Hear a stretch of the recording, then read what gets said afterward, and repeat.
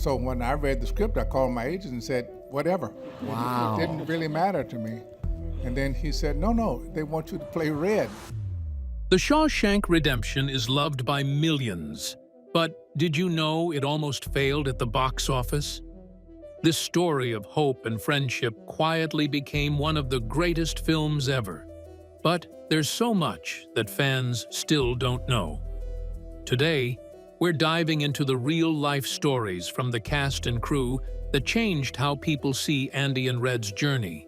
From Morgan Freeman's thoughts on Red to Tim Robbins' tricks for playing Andy, plus casting plans that never came to fruition, these are the secrets that'll make you watch Shawshank in a whole new way. Stick around, because once you know this, you'll never look at the movie the same again. The movie that almost never saw the light of day. Before we dive into the cast's revelations, we need to understand something remarkable. The Shawshank Redemption came heartbreakingly close to never existing at all. Let's rewind.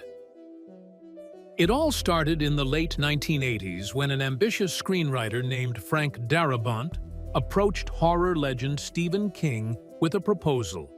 He wanted to adapt Rita Hayworth and Shawshank Redemption, a short novella buried inside King's Different Seasons collection. The request was gutsy. The story wasn't horror. It wasn't even plot-heavy. It was introspective, quiet, built on hope and heartbreak, two things Hollywood rarely bets on. But King surprised everyone. He handed Darabont the rights for just $1. Yes, $1. Through what he called his Dollar Baby program, a little-known deal where he'd sell young filmmakers the rights to his lesser-known stories, provided they had heart. No agents, no studios, just trust. Fast forward to the early 90s, and the Passion Project was quietly underway, without the usual Hollywood circus. Tim Robbins later revealed in a 25th anniversary sit-down, "We had no pressure, no massive budget, just a group of people who believed in a story about redemption. And Frank, he had full control. That never happens in this business." Morgan Freeman echoed that sentiment with his signature calm wisdom. Funny, isn't it? The film that would become a staple in film history started out as a side project.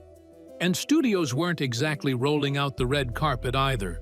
Columbia Pictures, which eventually distributed the film in 1994, reportedly had no idea how to market it.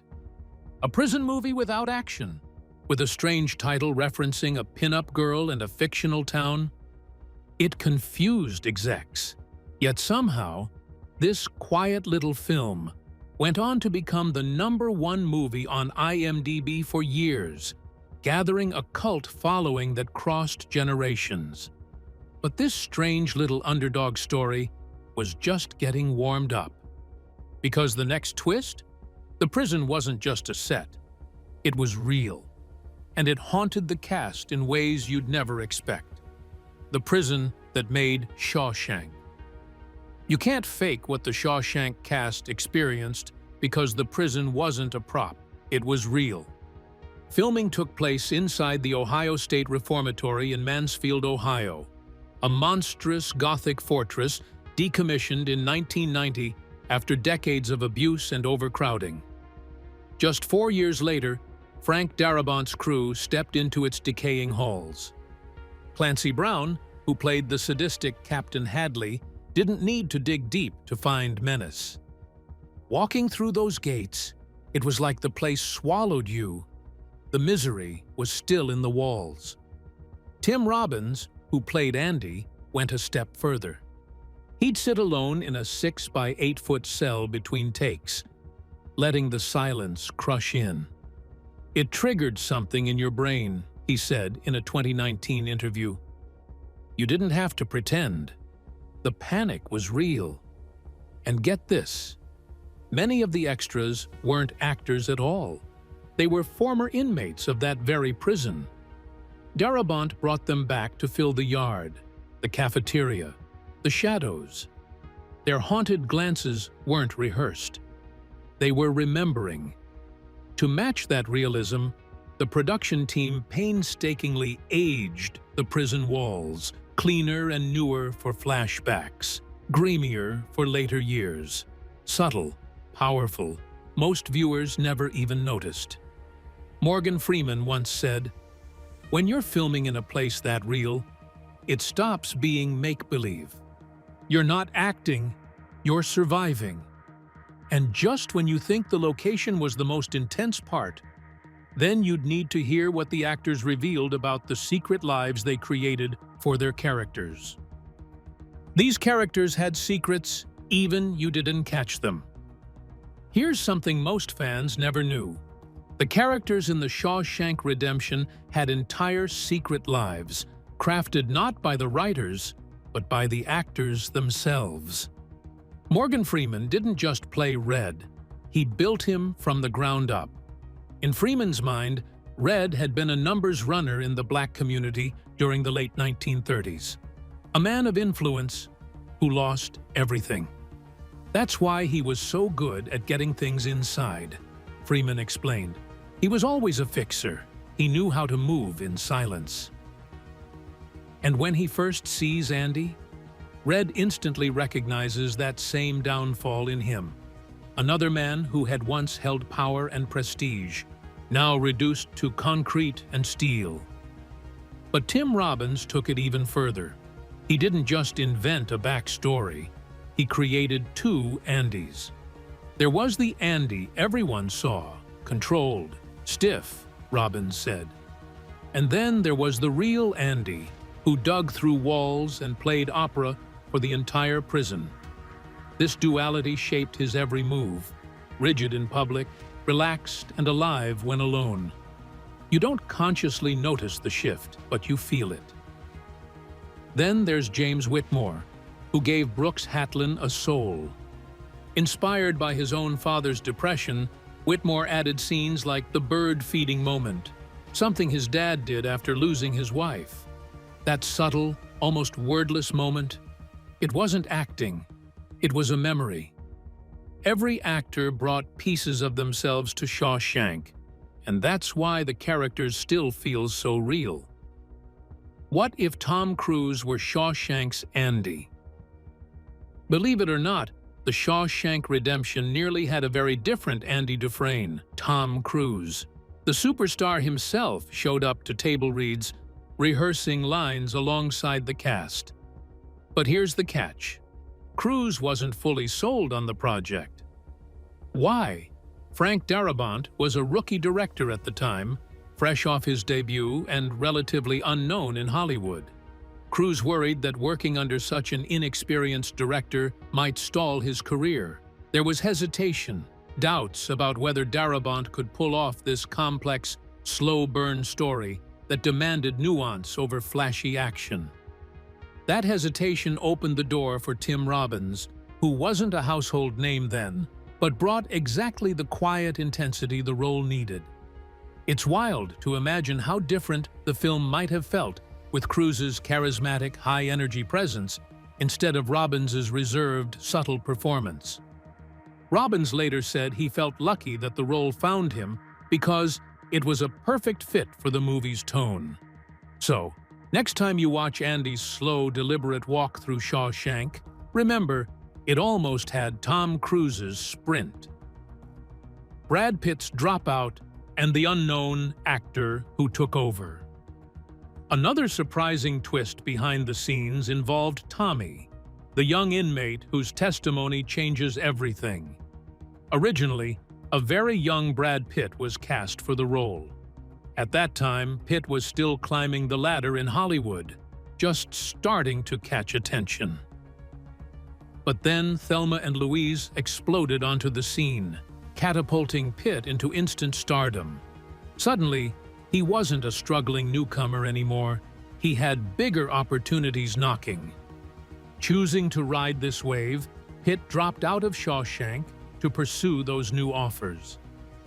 Gil Bellows, a fresh face making his film debut, had no big-name fame, but he brought a raw authenticity to Tommy that fit perfectly with the film's grounded tone. Director Darabont later praised Bellows for bringing a genuine vulnerability that no star power could have matched. It's a reminder of how sometimes casting risks pay off, and how a rising star's exit can open the door for an unexpected breakout performance. Imagine Shawshank without that quiet, pivotal moment from Tommy. Hard to picture, right? The hidden symbols you missed in Shawshank. The Shawshank Redemption isn't just a gripping story. It's a masterclass in subtle symbolism that often slips right past viewers, even the most devoted fans. Over the years, the cast has shared some fascinating insights into these hidden layers, reshaping how we see key scenes. Tim Robbins revealed one secret that's almost invisible on a first watch. Andy is often visually trapped behind bars, fences, or other barriers, even when he's outside his cell. Frank Darabont was very deliberate about this, Robbins explained. You'll see me framed behind stair railings, fences, or shadows shaped like bars in dozens of scenes. This isn't just about physical imprisonment. It's a reminder that Andy is caged by his innocence, his past, and the massive secret he carries. Unlike other inmates who have resigned themselves, Andy's struggle is psychological and spiritual. Then there's Morgan Freeman's insight into the rooftop tarring scene, the one where the prisoners get beer in the sunshine.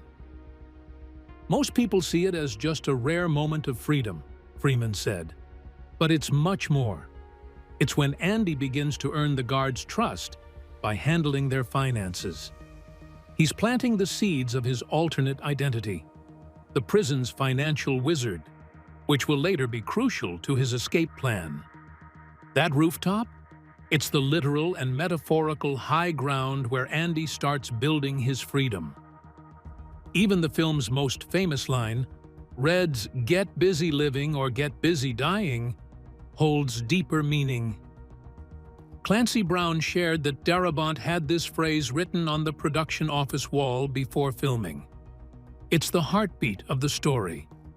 Every scene, every choice, revolves around that stark division: hope or despair, life or death. When Andy plays the opera music, he's choosing life. When Brooks carves "Brooks was here" before his self-harm, he's choosing death. The film quietly explores this ultimate human choice beneath every moment. What the Shawshank posters really mean. Few things in the Shawshank Redemption are as iconic as the posters covering Andy's cell wall. We all know they hide the tunnel he digs to escape, but there's much more to them than meets the eye. Tim Robbins gave an intriguing explanation. These posters aren't random. They chart Andy's mental and emotional journey during his 19 years behind bars. The first poster is of Rita Hayworth, a glamorous star from the 40s and 50s, the era when Andy arrives in prison. She symbolizes innocence, old Hollywood charm, and the life Andy once knew. Next comes Marilyn Monroe, an emblem of the late 50s and early 60s, a time of sexual awakening and deeper complexity. This marks Andy's growing understanding of his confinement and the world outside. Finally, Raquel Welch in 1,000,000 Years BC appears, dressed as a cave woman, raw, primal, and elemental. This reflects Andy shedding the trappings of civilization as he prepares to crawl through dirt and filth to emerge free. Director Frank Darabont confirmed this layered symbolism, noting how the posters get progressively revealing, paralleling Andy's slow stripping away of societal constraints. The iconic shot of the final poster flapping in the wind after Andy's escape isn't just about the tunnel. It's the symbolic shedding of his old identity, the final barrier between captivity and freedom. Next time you watch the movie, pay close attention to those posters. They tell a silent story all their own. The weather is storytelling. One of the most subtle yet effective techniques in The Shawshank Redemption is how the film uses weather to tell its story. Morgan Freeman pointed this out years after the film's release. Notice how it's always raining when bad things happen at Shawshank. The night the sisters first attack Andy, the night the warden commits self-harm, the night Tommy is killed. In contrast, Andy's escape takes place during a thunderstorm, nature at its most violent and dramatic, matching the tension of his breakout. But most significantly, when Red finds Andy at the beach in Mexico, we see bright, clear sunshine for the first time in the entire film. That final scene is the only one in the movie with genuinely beautiful weather. Every other outdoor scene has clouds, rain, or a gray cast to it, noted Freeman. The sun doesn't truly shine until the very end. This visual storytelling technique works so subtly that most viewers never consciously notice it, yet it affects the emotional tenor of every scene. The prison exists in a perpetual state of gloom, while freedom, true freedom, is bathed in sunlight. The shocking truths behind Shawshank's most iconic scene. For countless fans, the emotional peak of The Shawshank Redemption is unmistakably when Red finally decides to escape his own mental prison by going to Mexico. His voiceover, "Get busy living or get busy dying." Get busy living or get busy dying. That's goddamn right, resonates as a triumphant declaration of hope and freedom. But what's shocking is that this pivotal moment wasn't part of the original script. Morgan Freeman revealed in a 2014 interview that the scene was a late addition. Frank Darabont had finished editing, but something felt missing, something vital. The studio initially wanted to cut the entire reunion scene in Mexico, worried the film was running too long. Darabont pushed back fiercely, adding the crucial scene on the bus, where Red makes the life-changing decision to find Andy. This final touch transformed the film's meaning entirely. Without it, Red's story ended ambiguously with his release. No clear closure, no emotional victory. Freeman explained, "The film isn't just about Andy's physical escape. It's about Red's mental and emotional liberation." This scene cements Red's embrace of hope after decades of suppression, making the story a powerful dual journey. Two men breaking free from very different prisons. It's the moment where Shawshank shifts from a tale of endurance to one of redemption. The Brooks story, a heartbreaking addition that changed everything. Brooks Hatlin's tragic story, an elderly inmate who can't adjust to life outside prison and ultimately takes his own life, is one of Shawshank's most haunting narratives. But surprisingly, this subplot was barely mentioned in Stephen King's original novella. James Whitmore, who brought Brooks to life on screen, explained, "In the source material, Brooks was just a brief mention. Frank Darabont saw something deeper." Darabont recognized Brooks as the embodiment of institutionalization, men who become so accustomed to prison walls that the outside world feels alien and terrifying. Expanding Brooks's role created emotional stakes for Red's release and offered a devastating contrast to Andy's hope-fueled perseverance. The studio pushed to remove the entire Brooks storyline, fearing it slowed the film's pace. Darabont fought hard to keep it, saying, "Without Brooks, Red's transformation has no weight. Brooks chose fear. Red chooses hope. One cannot exist without the other." This context makes Brooks's etched message, "Brooks was here," profoundly meaningful. When Red later adds, "So was Red," it's not just a signature, it's a powerful declaration that he refuses to repeat Brooks's fate. That small scene contains one of the film's deepest emotional truths about fear, hope, and survival. The Warden, a villain drawn from real life.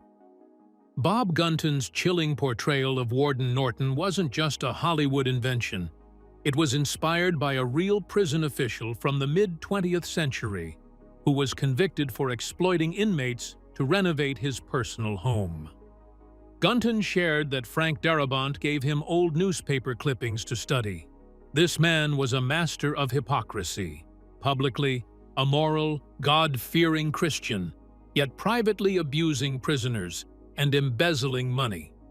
This duality explains many of Norton's traits.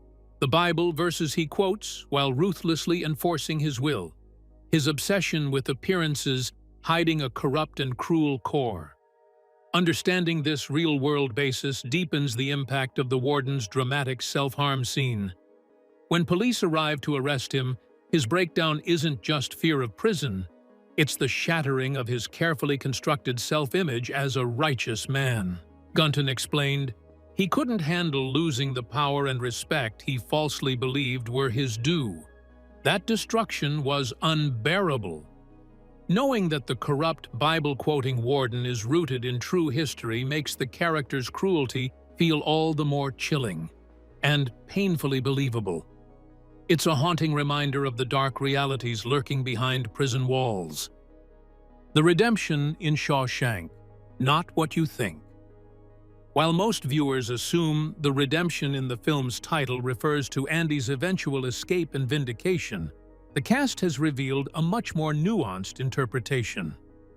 Tim Robbins explained, the title isn't just about Andy being redeemed through his escape. It's about the redemption of humanity inside a place designed to strip humanity away. Andy redeems the other prisoners by giving them hope and purpose. He redeems the library, the roof, even the walls of his cell through his carvings. He makes Shawshank itself better, even as he's planning to leave it.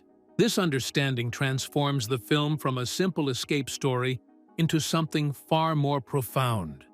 A meditation on how humans can maintain their essential dignity even in the most degrading circumstances.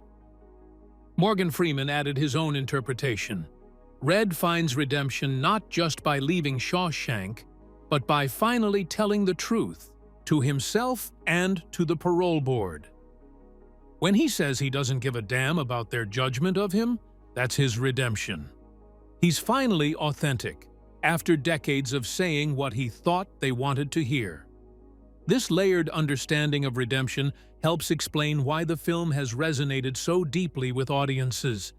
It's not just a prison escape thriller. It's a story about redeeming the human spirit in all the different ways that spirit can be imprisoned. By walls, by lies, by fear, and ultimately, by the absence of hope. The famous ending, almost completely different. Perhaps the most shocking revelation from the cast and crew is that The Shawshank Redemption almost had an entirely different ending. The iconic beach reunion between Andy and Red, consistently ranked as one of the most uplifting conclusions in film history, was nearly left on the cutting room floor. Frank Darabont revealed that studio executives strongly pushed to end the film with Red on the bus, heading toward the Mexican border. They argued that actually showing the reunion was unnecessary and that the film was already too long. They wanted to cut the beach scene entirely. Darabont explained, they thought ending with Red on the bus full of hope was enough. But I fought for that final scene because the film isn't ultimately about hope. It's about hope fulfilled. Without seeing Andy and Red together on that beach, the audience would be left with the same uncertainty that plagues Red throughout the film. I wanted to give them closure. Tim Robbins added another fascinating detail. The final scene was actually the first thing we shot. Frank wanted to capture that reunion before Morgan and I had spent months building our relationship on screen. He wanted that slightly awkward, slightly tentative quality you see when two old friends reconnect after a long separation. This production decision created the perfect emotional tenor for the scene, neither overly sentimental nor lacking in genuine feeling. The subtle restraint in their reunion feels utterly authentic, precisely because Robbins and Freeman hadn't yet developed the on-screen chemistry that would make their prison scenes so compelling. The executive's desire to cut this scene seems unfathomable now, given how perfectly it completes the story. As Morgan Freeman noted, without that beach scene, Shawshank would be a different film altogether. A film about hope as an idea, rather than hope as a reality. And that's not nearly as powerful. The music, more than just a score. Thomas Newman's score for The Shawshank Redemption is almost as iconic as the film itself. But few viewers understand how deliberately the music was crafted to tell the story's emotional journey. The score actually gets more hopeful throughout the film, in such subtle ways that most viewers never consciously notice it. Tim Robbins revealed, early prison scenes have this austere, almost mechanical quality to the music. By the end, there's warmth and even joy in the orchestration. This musical progression mirrors Andy's journey from despair to hope, but it happens so gradually that it registers emotionally rather than intellectually for most viewers. The music does what Andy does. It smuggles hope into Shawshank, one note at a time. Perhaps the most powerful musical moment comes during the famous "Brooks Was Here" sequence, where the tender, melancholic score contrasts with the old man's isolation and fear. James Whitmore noted that music doesn't tell you how to feel about Brooks. It's not manipulative. Instead, it captures his profound confusion and sadness at finding himself free, but more imprisoned than ever. Newman's score was nominated for an Academy Award but lost to Hans Zimmer's work on The Lion King.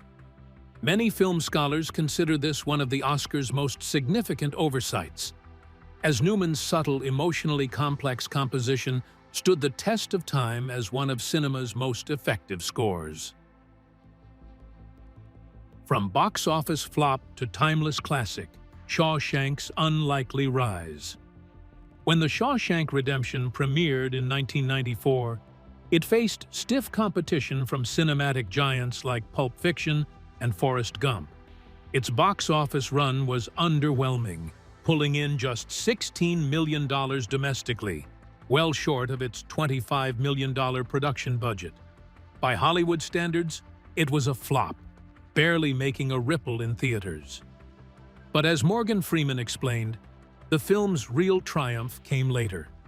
Once it hit cable TV and VHS rental shelves, the story found a new life.